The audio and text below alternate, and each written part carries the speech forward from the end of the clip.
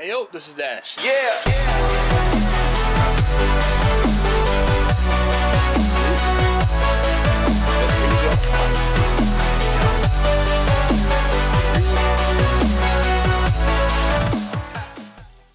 Hey yo, this is Dash, and I want to talk to you guys today about something I get questioned about from time to time. And I'm going to kind of give you an overview, and I'm not going to go into too great detail, at least I don't think so. It kind of depends on what happens or what slips out.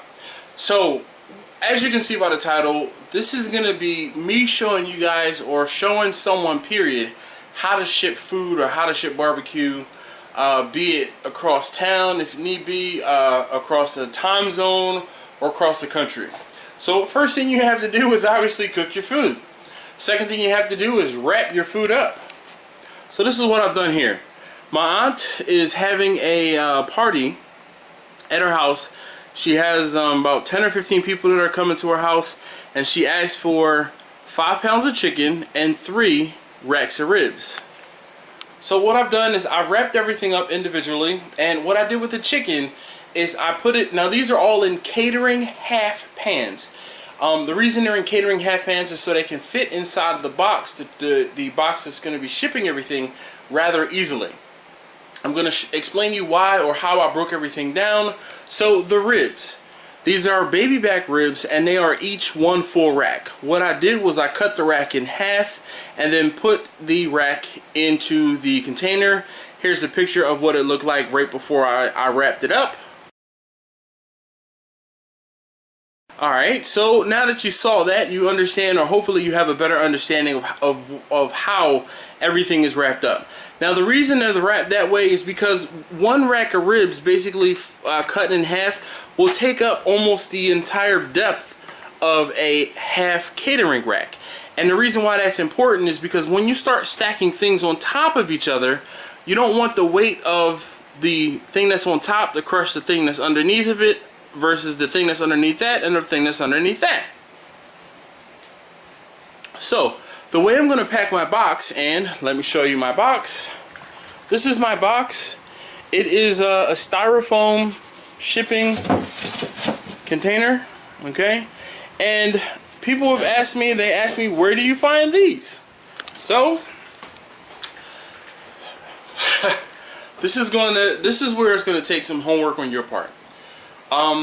Obviously, or most people know this, in order to ship something, you have to keep it cold.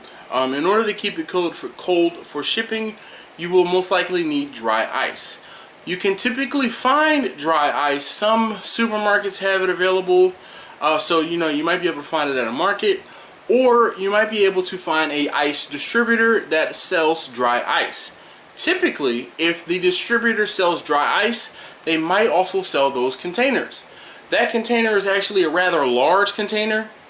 That container from a dry ice supplier might cost $25 to $40.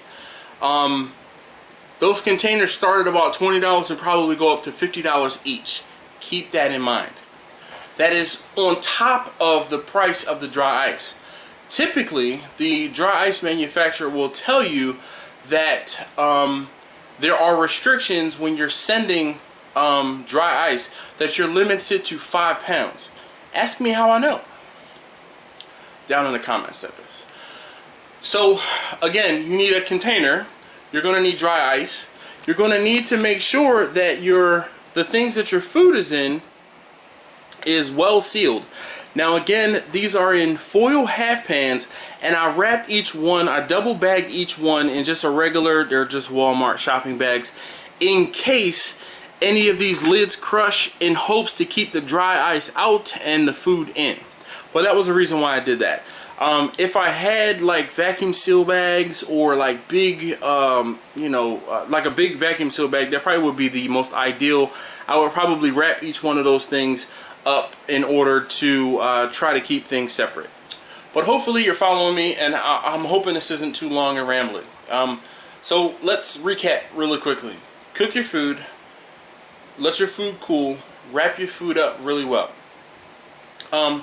I've also shipped food before where I've taken, like if I was shipping brisket, I've taken the brisket and wrapped it up in aluminum foil, kind of laid it out, wrapped it up in aluminum foil, and wrapped it up tightly with maybe 2 layers of foil, similar to how you would wrap up like a burrito or something along those lines, and then put it inside of plastic bags, again like a gallon storage bag, to try to keep any, you know, dry ice and or vapors out of the food.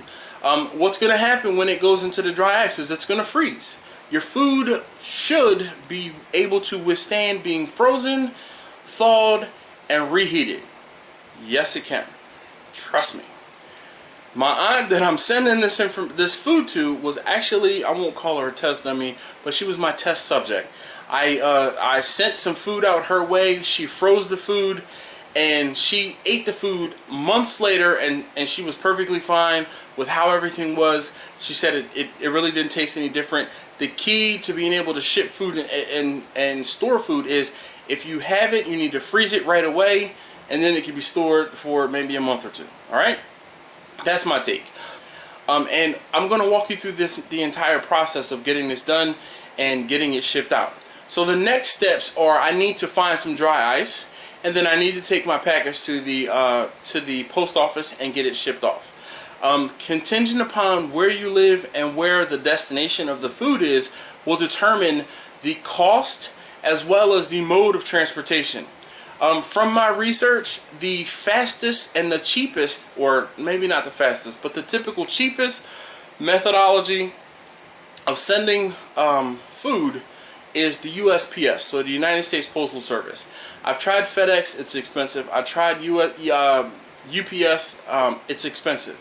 Especially because you have to do some sort of like overnight or 2-day or priority air type of shipping, and you just do not want to mess around with the possibility that it could be sitting on a dock somewhere.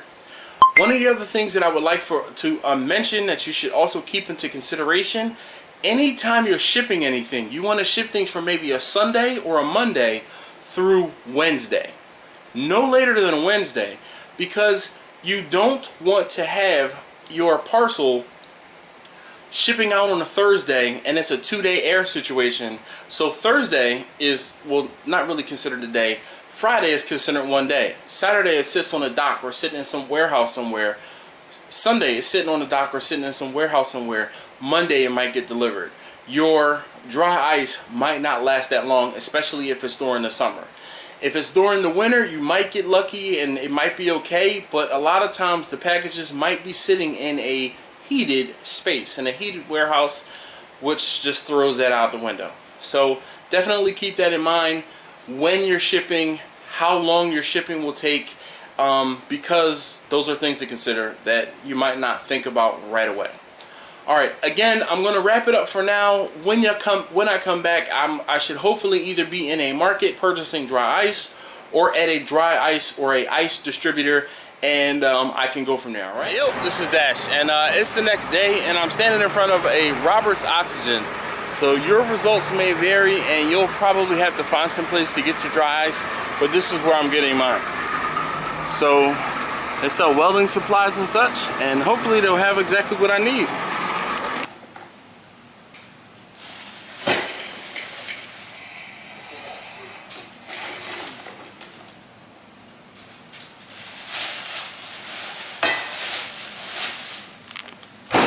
Okay, so I was able to get the dry ice rather easily. You guys saw me going to the Robert's Oxygen.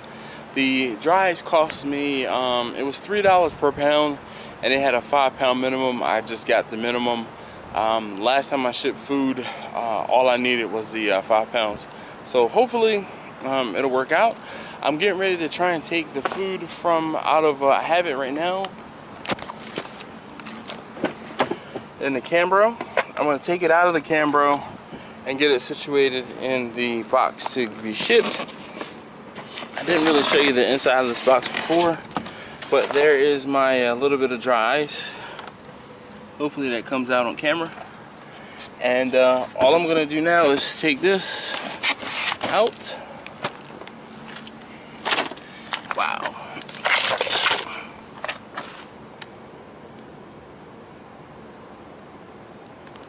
So I'll get my food down in there. Okay, so I don't have a tripod or anyone to help me right now. So what I did was I took the food out of the Cambro, put the heaviest thing down at the bottom, and then the way that the half pans sit, I alternated them kind of like Jenga blocks to help, or in hopes that they wouldn't get smashed.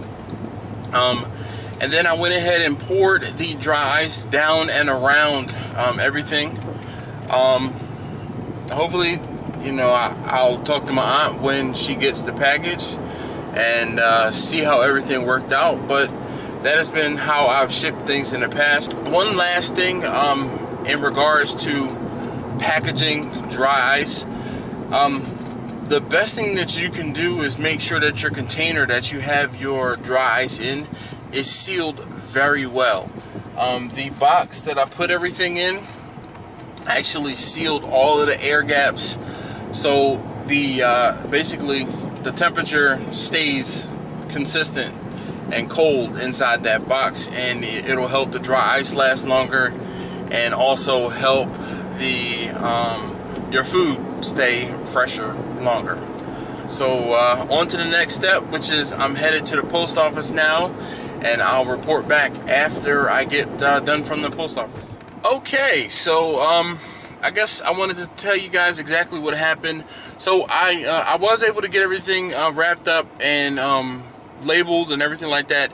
I sent it. I told you guys I was going to send it via the USPS, or the United States Postal Service, and they do a priority mail. It's like a 2-day priority mail shipping, and that was the option I elected. The box ended up weighing 20 pounds 3 ounces, or 20 pounds 3.2 ounces. So it wasn't too crazy. I've shipped heavier things, but it ended up being $24.95. So I guess they have some sort of like cutoffs via, you know, how far it's traveling and how much it weighs, because $24.95 just seems like a flat rate type deal. Today is Tuesday, and it is right about 1 o'clock. I shipped the package from PG County, or I'm shipping it from PG County in Maryland, and it's going to Pittsburgh. It should be there. It said guaranteed delivery Thursday, and I did get a tracking number. Those are two things that were important to me, because I wanted to make sure I had a tracking number in case something happens to it. I can obviously track it. If it gets there late, that's gonna suck. The good thing is I shipped it out ahead of her event. Her event is going to be on Friday, so she should have it on Thursday. Barring any problems, she should have it on Friday. Final thoughts. Really take into consideration, if you're going to be shipping something, the costs involved with shipping. So let me break down those shipping costs again off the top of my head.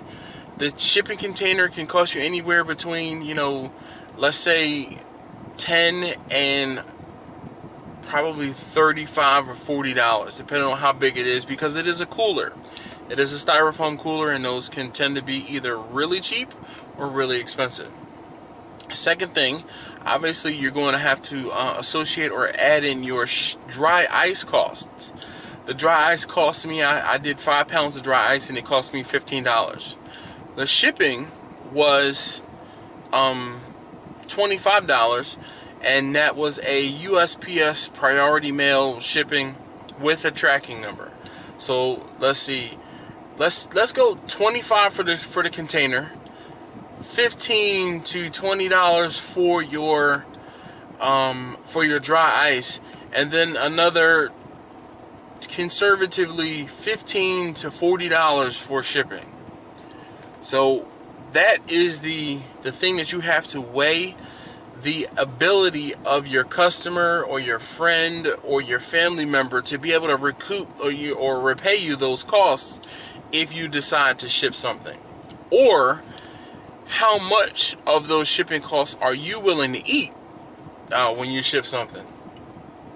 That box that I have, the shipping box that I have, luckily enough, I know someone that receives medical supplies, and his or her medical supplies are sent in that box, or those type of boxes. That was a big box. They can be smaller as well. So I didn't pay for the box. I did foot the bill for the dry ice, and my aunt paid the $25 for shipping. So, you know, take that with a grain of salt. If you made it all the way through the end of this video, I know it's kind of long and rambly. I appreciate you. Thanks again for watching. If you haven't already, please do subscribe. If this is your first video you've seen of mine, please take a moment and check out some of my other videos. Alright, well, final thoughts, you know, went over those things, and I really just want to thank you guys for watching. I know this video has been a bit long and kind of rambly. There really wasn't much to show. It's more of a process of exactly what goes on in order to send the things out in the mail, the costs associated, and some things you probably didn't really think about because you've never done it before. If you have any other additional questions about shipping food or perishables, please leave a comment down below and I'll do my best to answer it for you, alright? Make sure you look in the description for some of my favorite barbecue toys and tools. Other than that, have a great day. Thanks again for watching.